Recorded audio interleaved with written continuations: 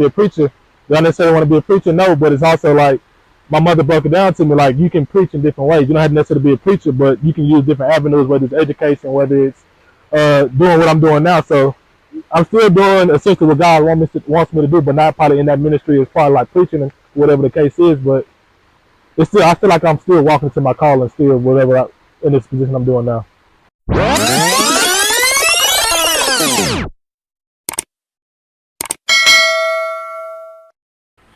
Welcome back, ladies and gentlemen, to another episode of Beachside Talks. I'm your host, Kobe, with a very special guest, the first BUC alumni that came back. Yeah, it's Caylin. You know the deal. Be back. All right. So we gave you a background last time, but let's get to it. Caylin recently got his master's from Arkansas Tech University. I don't know the mascot, so I can't even shout him out. I got my master's in student affairs administration. So basically, I'll be working in higher education. And you agreed to a job at NC State. What inspired you to become involved in collegiate affairs? I was like heavily involved in undergrad to the point like one of my advisors was like, you ever considered being an advisor and doing stuff at the collegiate level? Which never crossed my mind. I didn't think it was a real job at first. And then talked to him, set me down, and he showed me different programs and stuff. So 2 years later, here I am. 2 years later, a lot of ups and downs. What's been the most difficult part about it, working with college students, being that you're so young? I think that's the most difficult part, me being so young and then trying to, it's like, I still can relate to them to an extent, but people always hate the person in charge. So it's just like, me being in charge, being an advisor, being on top of stuff, like having to get on college students, but at the same time, I know the struggles y'all going through as well.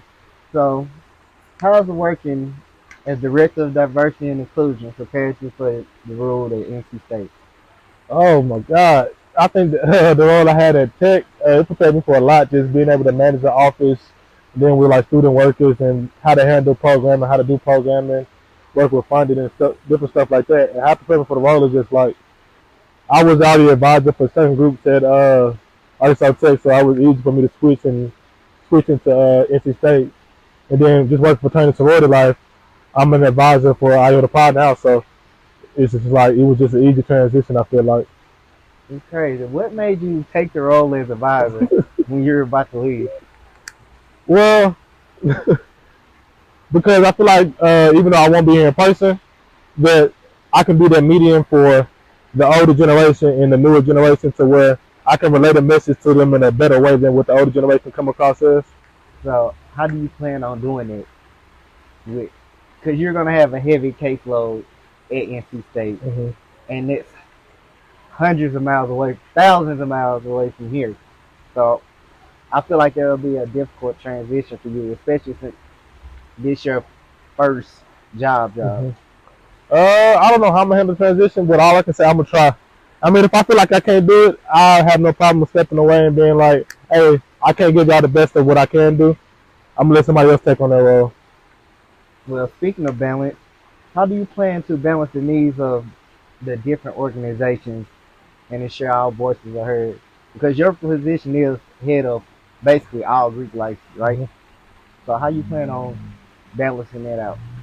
Well, it's not all about all Greek life. It's like IFC and then NPAC, so I'll be over those two councils. But as far as like how to balance it is, I feel like as an advisor, it's my job to take a step back, and that's how you create student leaders. So let them come to you with their problems, what they need. That way, I may better service them. Because some stuff, like, I'm not too much familiar with IFC than I am with NPAC, so I don't want to step into their world and tell them what they do need and what they don't. I'll let you come and tell me. That way we can work around the issue. Right. Being that you're not familiar with IFC, what research have you done to familiarize yourself with it? I've been doing a ton of research, and then just been, I've been in constant contact with their president already.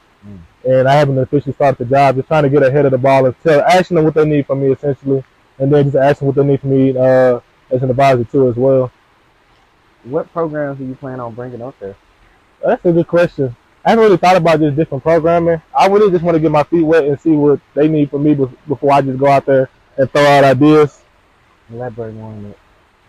Basically, like NPAC, of course, is one of the smaller councils at NC State, so I want to see what they need from me as an advisor first before I just go out there and, hey, y'all should do this program, y'all should do this. I don't want to go over and just take over some stuff and they probably already got some stuff established or trying to create already.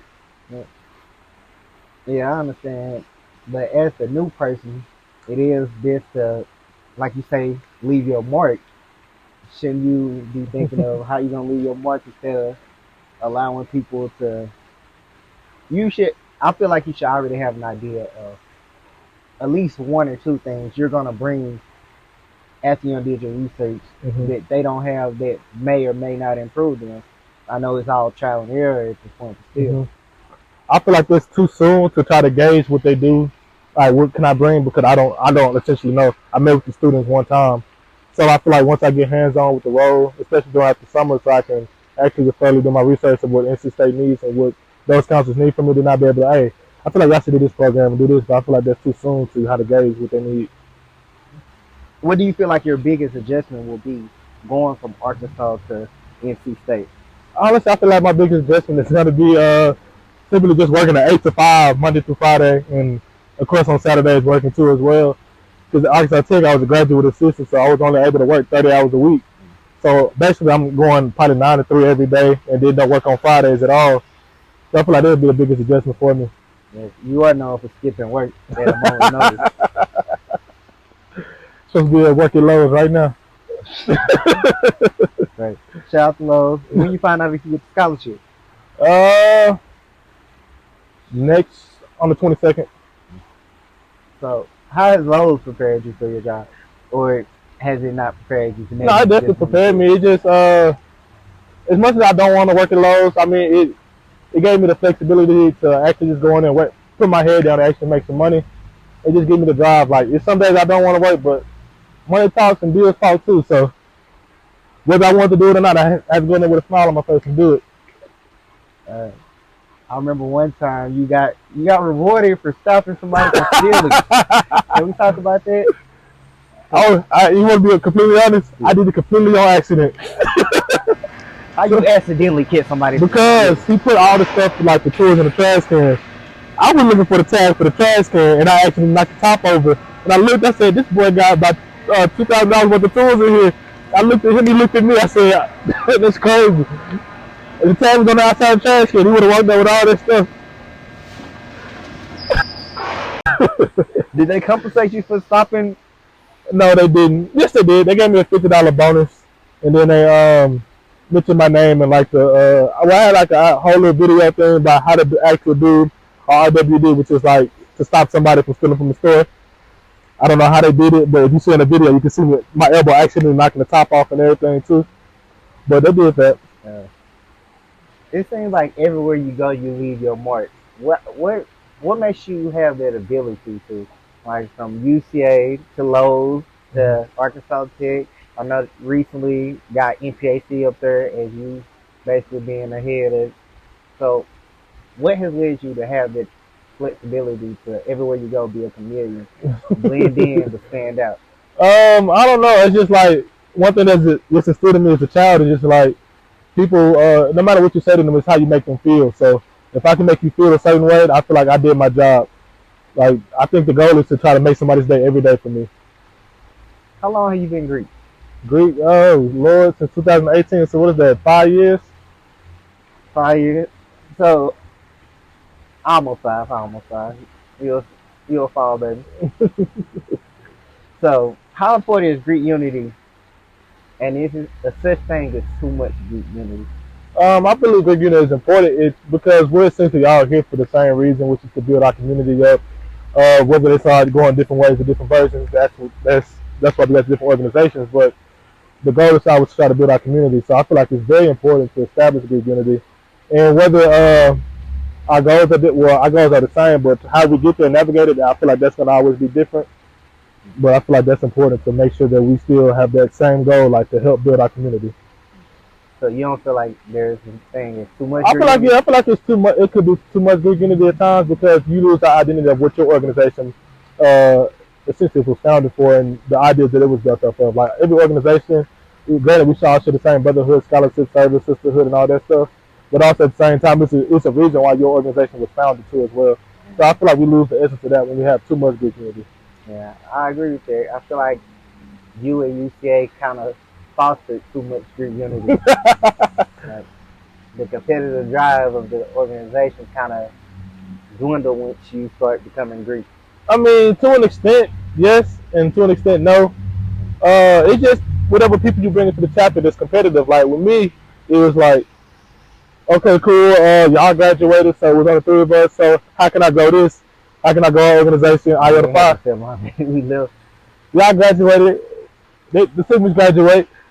And salute to y'all, but it's like y'all left me in a dry spot too. So it's like I still have to communicate with other people because I'm a people's person, and on top of that, Sigma was not my only obligation. So I had to be around like MMP, BMAC, and Project X stuff like that. So I was able to build connections. So whether you want to go Sigma or you want to go somewhere else, I'm here for you. So I feel like a lot of I probably got lost trying to me trying to recruit, like essentially Yeah, like just for Sigma, but it was just more so like if you want to go Greek, cool, but also understand like what comes to going Greek and how important it is. So whether you choose Sigma or you choose something else, I want you to make the best decision possible for you. yeah. So that was my next question. Like, what advice would you give somebody that's thinking about going Greek? Because I always tell them, don't go Greek. Because a lot of people are just doing it for the looks, not even doing it for the organization they're in. They just feel like, not saying it don't add to them, but they feel like once they become that, that's their identity. Mm-hmm. So, what would you give advice? What would Uh, your advice be? my advice would be look at the people in the organization, the chapter that you're finna join. Don't look at the organization as a whole, but look at the people at the chapter you're finna join because you got to deal with those people for the rest of your life. So choose your decision wisely because I can't tell many people regret their decision because of the chapter they join, not necessarily the organization, but the chapter they join because they don't enjoy the people around them. So make your decision based off the chapter and not just the organization as a whole because you may have some Sigma chapters that's lame, that's cool, that's whatever, and but at UCA, I was talking to I forgot who I was talking to about it, but I just feel like at UCA, like the stereotypes around Greeks don't necessarily fit. I feel like you literally choosing. I don't know how to word that, but it's just like Choosing who you it's move with. not like a top organization. I feel like at UCA to an extent to where it's just like it's a hierarchy. Like some places you go, it may be noobs and then alphas and then like it's not really a hierarchy as Hierarchy. far as like UCA because we're all so cool. That's like you choosing based off like the organization name essentially. That's good. Well, I feel like it is a hierarchy. It just doesn't play a major role. Well, yeah, Cause okay, it's not. you, It don't play a major role as far as like other universities yeah, because I can attest to IOTA Pi, and not to start no group B for no other Sigma chapters, but it's just like IOTA Pi, and compared to everybody else, it's like it's different from every organization chapter in Arkansas. I don't know what's different about it, but maybe it's just UCA in general. But I just know we the People Choice chapter here, or was the People Choice chapter here at UCA. I feel like we still are.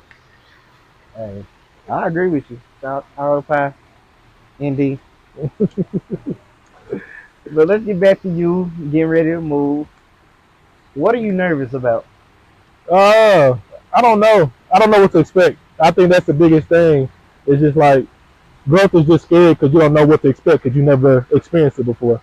So it's like I'm moving out to a whole different state, miles away. It's not like I have the opportunity to drive back. It's 13 hours away.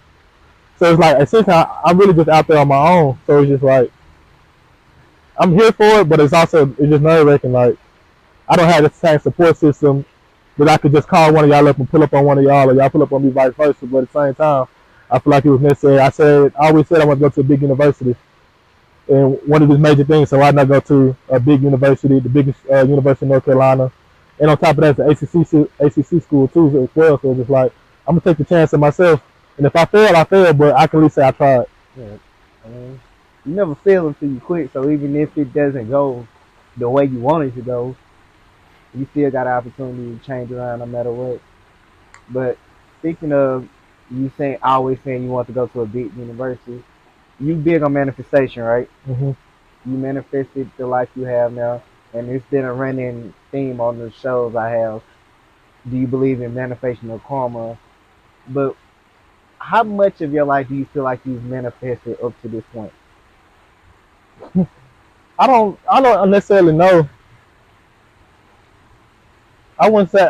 I mean, I said I manifested, but at the same time, I just feel like God just put it in my heart to like be where I am now. So it's just like I don't know. Like I just people, my pastor told me I had to call and be a preacher. Do I necessarily want to be a preacher? No, but it's also like my mother broke it down to me. Like you can preach in different ways. You don't have to necessarily be a preacher, but you can use different avenues, whether it's education, whether it's doing what I'm doing now. So I'm still doing essentially what God wants me to do, but not probably in that ministry as far as like preaching and whatever the case is. But it's still, I feel like I'm still walking to my calling, still whatever in this position I'm doing now. Like I feel like I couldn't beat it. I feel like I couldn't beat it. Like no matter what I tried to do, I tried to change my major from education to go do something else to try to move to something else, and it's just like it still brought me back to here. Right back to it.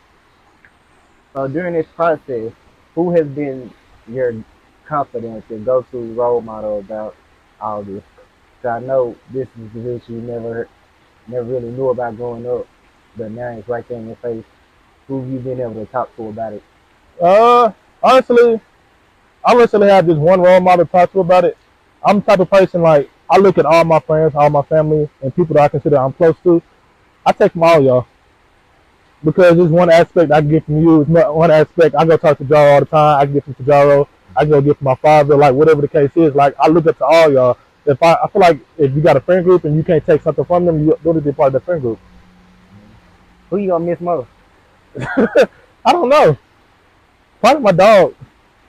She gonna hardly coming up there. She ain't gonna come up there right now at first, but I don't know who I'm gonna miss the most. You tried to get out of it. I tried to get out of it, but I don't know. I think I'm gonna miss everybody because it's just like I don't have that easy access.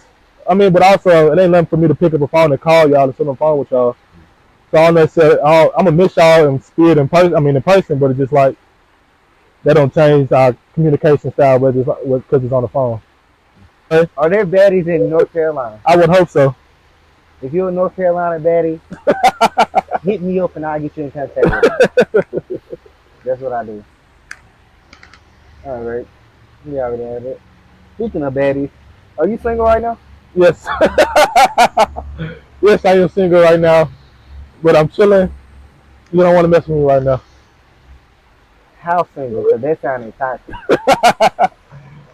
I'm single to the point where I'm not looking. Let me say that. That don't mean you're single. I'm not looking. So I'm going to ask you, are you talking to anybody? Yes. How do you plan on managing that long distance relationship? I don't know. It's going to be tough. It's going to be an adjustment.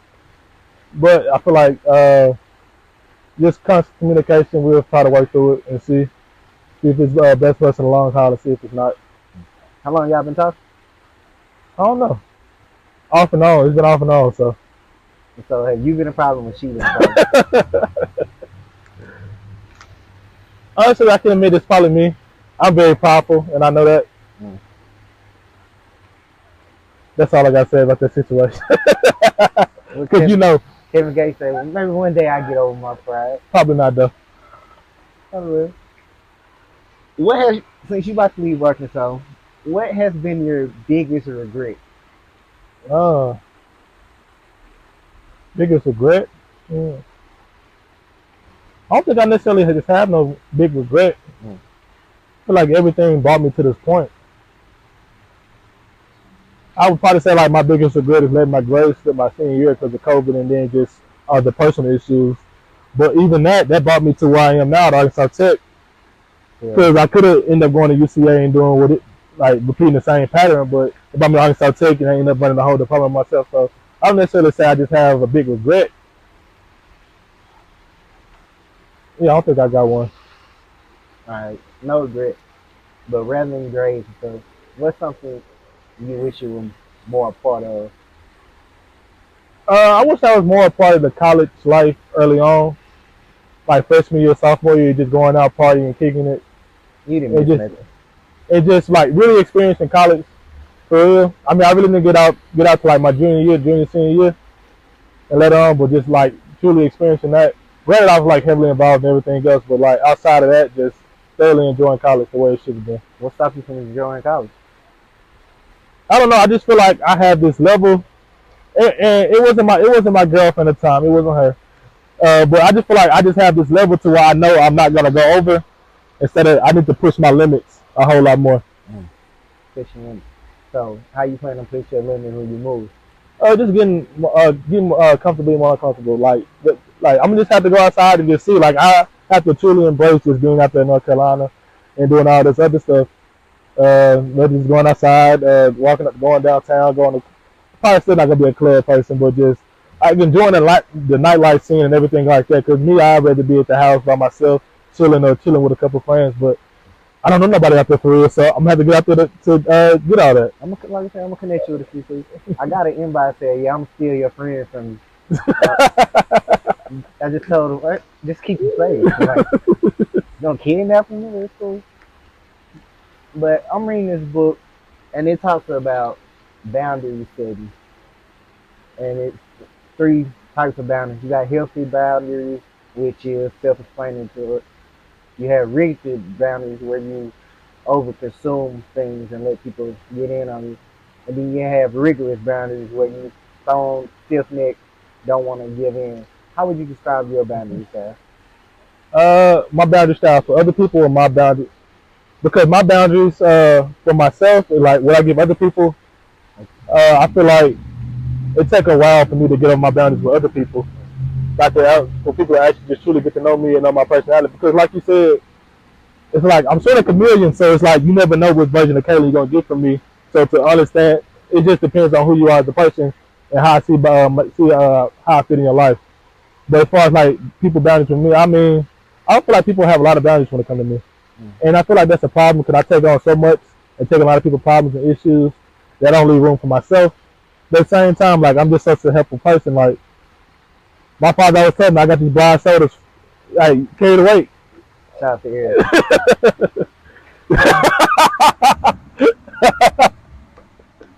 Erica, I do not condone that statement. We love you, Eve.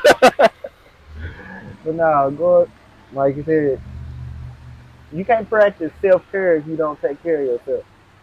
So you taking on so much and so young, like you're still super young. See, but I feel like I take on so much, but I feel like that also gives me my strength to keep pushing forward because I know I have this group of people depending on me to be the best version of myself every day. And also, I also know that I still have those people like you, Erica, Janaya, Keyshawn, like, and my brother, who I can still, like, if I am going through that, I know I can just call and pick up the phone for those words of encouragement. So do you consider yourself a strong friend? I do. Because I feel like I take on so much because they people know I don't judge them. So they tell me so much and I take in so much, I don't judge them for their actions. When last time you cried? Oh, Lord. What's the last time I cried? I don't remember. I feel like you should have a good cry song. Oh, I'm lying. I cried last summer at my internship. It wasn't nothing personal. It was just like I was thinking about one of my homeboys and like all the stuff we talked about growing up and like all this other stuff, and it just hit me like I think to myself like, "Hey, you doing the damn thing? Like all the stuff that you said you wanted to do, you doing now. So like take it in, like enjoy the moment." So it was like those were tears of joy. It's like, oh, okay, you here. You grew up in Bryant and Little Rock. Don't disrespect me. My bad. You're right. You grew up in Alexander. I grew up in Little Rock. Grew up in Alexander. Well, crime rate in Little Rock. I know you lost a couple friends to it. How does that shape you? I feel like sometimes I have a bit of like survivor's remorse to an extent because like during those pivotal times, like 13, 14, like I was going back and forth from Bryant to Little Rock to Bryant. So it's like the summers I was spending in Little Rock until like probably like 8th, 9th grade to where it's like sports became a main thing. So I had no choice but to really just stay in Bryant. But during that time, that's like when all my friends was out there doing all that crazy stuff and doing all that stuff. So it's just like I have a bit of survival mode because I feel like I got lucky. But I mean, at the same time, I can't think like that because my father decided, hey, it's time for my son to come up there with me. I can't fault him for that, and I can't fault myself for having this opportunity that's laid out in front of me. Survivor's remorse is a wild thing because it hits you when you're at your highest. It ain't like you going through it like, oh shit. I made it out. I'm straight. When you're at your house, you doing this great shit. You look back at the people that gone or doing work for you like, dang, I want to help. How do you fight that urge of not trying to overextend yourself and helping them? That's I overextend myself a lot, but it's just I don't know. I really can't answer that for you because I know I overextend myself a lot to try to help out. But it's also like my mother always told me too. She said, um, especially like when I came to college and most of my friends wanted to come visit, I was going back home. She said, "Bring your friends up here. Don't go back home. Bring them up here to you." So basically, trying to bring them to my level, or just trying to bring them around a safer and a more nurturing environment. So, how many mentees have you had I can't unofficially? unofficially. Uh, 2, 3, 4. Unofficially, I say about 10.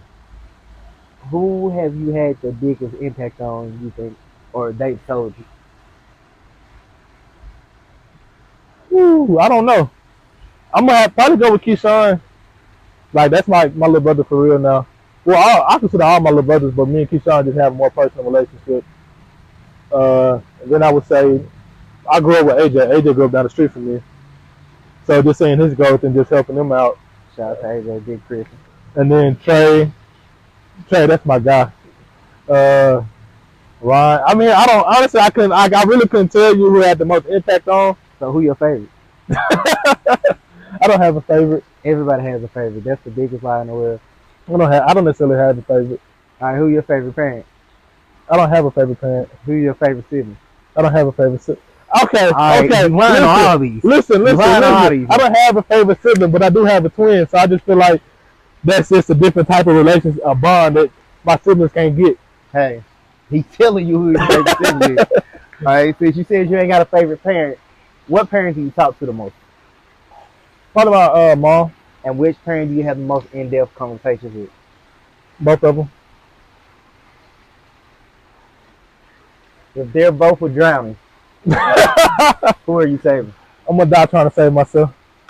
We're trying to save them. You only can save one. I'm gonna die trying to save both of them. So you let both of them die? We are gonna go down. That seems kind of selfish of you. I'm trying to save both of my parents. I don't think I have a favorite parent. It's like I know what. I have a great relationship with both of my parents, so it's not like I don't tell one person one thing, I don't tell them the other. It's like I tell them both the same thing. My father is like one of those people though, like your dad, so his conversation is sort of straight to the point. Yeah. Whether than my mom, we'll sit there and talk about TV shows and all this other stuff, but that's just not my relationship with my father. It's where it's like we may be talking about sports, or we may be talking about just life in general. We ask me questions and different stuff like that. Yeah. I was recently talking to one of my people about your relationship with your parents. I was like, I'm kind of not jealous because I don't get jealous. I'm like, dang. I always wonder where like have a strong relationship with dad, because your dad is a great person, and you tell at times he's not shit. I still need to interview Mr. So if you, Father, I did not say that. I did because I researched her, and your mama is a gangster. Trina is not a gangster no more. She's grown. Hey, when you go to AA, they tell you no matter how long it's been since you did it, you still that. You still got that gangster, and I respect you. She do. And she hard knows. So I see how that shaped you. So having that jovial dad and hard mom, what has been the biggest takeaways from y'all relationship that you're gonna take forward in the future? The relationship to your kids and to work? I think the biggest takeaway that I could take from just both of my parents probably would be, I don't know, just seeing like just the older I get, the more I recognize like how much effort and work they put into raising us, and it's like I want to instill that. I want to have that for my kids. Like if I was to ever get a girl pregnant, they should know like I'm dropping everything. Like we're gonna raise this child. I'm gonna do it to the best of my ability. So try to be the best person possible to probably be the best version of yourself. I feel like that's what I got from my parents. Because whether it's like my mother, she was doing all raising us, three of us, but then she went back to school and finished school. while still raising us. Like we would walk literally. She would walk up to school and she would walk all the way down to Arkansas Baptist to continue school. Excuse me. That's even more reason to apologize to your mom, because you made it seem like you were the first person in the family to have. On my dad's side, I was the first person to get my graduate degree. Hey, but you said family, period. On my dad's side. Right. But it's like, well, essentially it's like the hard work. So on my mom's side, seeing her literally walk up to school, then walk probably another 4 or 5 miles to school herself, and then coming to get us and walk us back. Seeing that hard work and dedication, and then seeing my father, who was a police officer, working constant overtime. We talking about 80 hours a week type stuff. So like seeing what he had to put in place to provide for us to put us in a better situation than where we are now. It's like I just see how much work and dedication. Like I want that for my kids. But also I will say, like, with that also came to just like I want to be able to put myself in the best position now before I have kids, so that I'm able to spend more time with them in person. Like my father, he worked a lot, but the best really he still made time to see us. But it's just like I want that time to where it's like I don't have to force myself to stay up because I know I'm tired, because I been work 12-hour shift, but I still got to come home to my kids and make sure and put on the best face for them. Like just understanding that now is just like I want better for myself, and I feel like they did a good job to put me in that position now. Well, speaking of your dad being a cop, what were some pros and cons of that growing up? Getting bullied for my dad being a cop, like you try being in the hood and stuff, and then constantly having to fight your own battles because what you gonna do? You gonna tell your dad you gonna call your daddy because you're the police? So it's just like constantly like being picked on and stuff. But it's just also with that, the pros of it is just being around different police officers and stuff like that, seeing police of color and just seeing like not all police are bad, even though we may be groomed that way just because of where we were raised, but just seeing like it is good police officers trying to make a difference in our community. And when tensions were high against the police and the community, how did that make you feel? Like, were you scared for your dad, or did you not even think about it because your dad is your dad? I don't know. I didn't try to think about it because I was just like, I didn't really see this necessarily happening in Arkansas for some reason. But I mean, it could happen. It could happen in Little Rock, of course. But it's just like, I didn't necessarily see it. Like, I look at the bigger picture. Like, a lot of this stuff was happening in bigger cities and bigger, like, everything else. So it's just like the police brutality stuff that was going on and everything else. I didn't see that happen in Arkansas. Especially like with Little Rock in the area that he's in and everything else, he has a great relationship with that area. So I wouldn't necessarily, of course, I was a little bit. I'm always still fair to my dad to leave the house, just because the job he has. But he doesn't necessarily just work the streets anymore. Anywhere he works at a school, so it's just like I wouldn't necessarily be that fearful anymore about that. What do you see yourself in the next? I ain't gonna say 5, but next 40 years. I'm gonna be honest with you. I don't know. I plan to pursue my doctorate, but we'll see how that goes. But it's also like I have such a high standard for myself that I don't necessarily see me like I don't know if I'm staying in education, higher education. I don't know where it's gonna take me, but I just know like the type of person I am, the type of relationships I do build, it may lead me from higher education to something else, like something totally completely different. So when people ask me that question, I don't have an answer for you because did I see myself here in 2 years ago? No, I didn't at all. But it's just like the relationships I built. It's just we'll see where it takes me. Okay.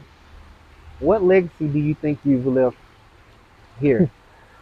Oh, that's a good one. What legacy? Yeah. I ain't never thought about what legacy I left. I mean, I can just count about the couple programs I left behind and stuff like that. But as far as like my personal legacy, I feel like people just gonna remember me by like essentially people can call me an asshole or whatever it is, but they know people essentially know I'm a nice person. Like I'm always down to talk. Like, I feel like that's a legacy I always leave behind wherever I go. Like if you want to talk to me, if you have any issues, like we're gonna sit down and talk, and then I'm gonna go on my way to make sure that you feel comfortable around me. So whether that's me, I used to do this all the time when I go stop in the student center or whatever the case is. Like I'm gonna go sit down and have a conversation with you or that person in the corner. Like you good? Like what's up? Because that's what honestly, Dre taught me that. Dre, Dre Signal Cadero, but he said that into my freshman year because I didn't really know nobody because nobody from Bryan really came to UCA. Okay. Black people that I was hanging around with. So I was by myself in the student center. They would come and sit down and talk to me. Didn't have to do that, junior, senior, whatever it was at the time, and I talked to a little freshman and just sit down and having a conversation, and it was just like was authentic about it. So I feel like that's what my legacy I feel like I leave behind, just being authentic when my communication with people. 24 years old, math student, about to go to NC State. Take all that away. Who is Caylin? Oh, who is Caylin? Caylin is that's a good one. I feel like Kaylin's a very authentic people's person. I just think I'm just put on this ice to just be a helper.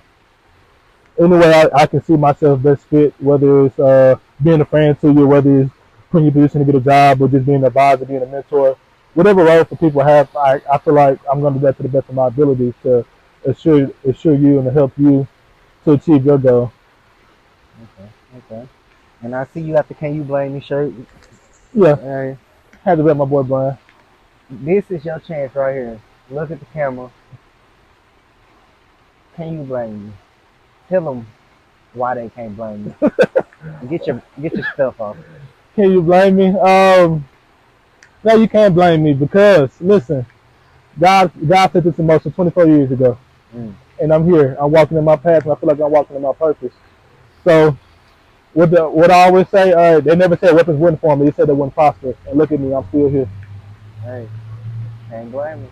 Through all the odds, throughout everything, my favorite quote is, "I am my ancestors' wildest dreams." I never agree with that because I'm a wild boy. They didn't shit you nothing like me. But I would like to thank you for sitting down with me. I give you your flowers every time we talk because I'm proud of you. He literally gave me some flowers. You gotta keep telling people that. No, listen. He literally. I gotta say this because I really did appreciate it. He gave me my flowers. Let me know that I was appreciated and everything that I've done here and everything else. Like I truly appreciate that. I'm telling you this now. Let me talk to you now. Since I am about to leave and everything else, like I truly appreciate these last 4 or 5 years, 6 years, whatever the case is. You truly being a big brother to me, being a brother to me. Like I truly appreciate this relationship. Whether it's just a random call, we sitting on the phone for 2 hours, or you pulling up watching the game or whatever. I truly appreciate. I never had a big brother because my twin is my twin. I don't consider him a big brother. He's a big brother. He's 2 minutes older than me. He told me that last night. He's 2 minutes older than me, but it's hate. It's not too many people that I just genuinely listen to and take in what they're saying for advice. But you're one of those people, and I truly appreciate this relationship we have built these last 6 years. No, I'm gonna make my way to North Carolina. I got a couple things I need to do. Spread my brands, you know. You see anything? And your legs. Whoa, pause. What's wrong with this guy? Well, yeah, man. I'm proud of you. Can't wait to see what you have in store. You got anything else you want to tell the people before we head out? Keep God in your life, fuck nigga.